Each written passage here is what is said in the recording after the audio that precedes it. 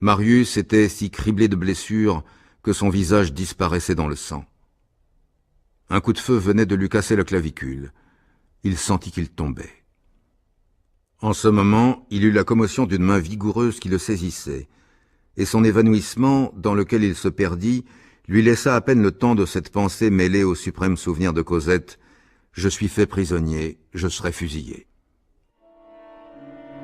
Enjolras, ne voyant pas Marius parmi les réfugiés du cabaret, eut la même idée.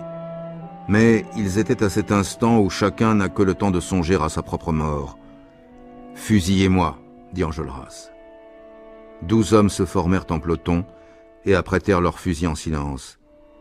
Quand tout à coup, ils entendirent une voix forte. « Vive la République, j'en suis !»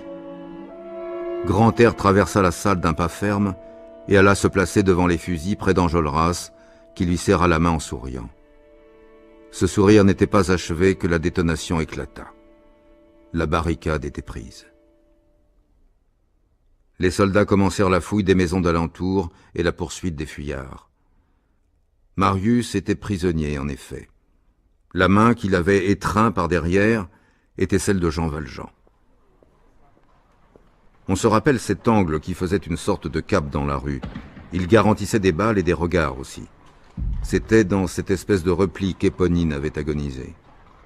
Là, Jean Valjean s'arrêta, il laissa glisser à terre Marius et jeta les yeux autour de lui. La situation était épouvantable. Que faire?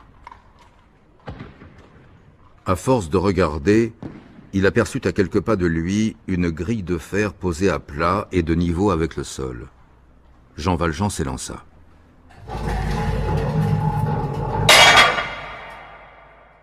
Sa vieille science des évasions lui monta au cerveau comme une clarté. Soulever la grille, charger sur ses épaules Marius inerte, descendre en s'aidant des coudes et des genoux, laisser retomber la lourde trappe de fer, cela fut exécuté avec une force de géant, et cela dura quelques minutes à peine. Il se trouva, avec Marius toujours évanoui, dans une sorte de long couloir souterrain. Là, paix profonde, silence absolu, nuit.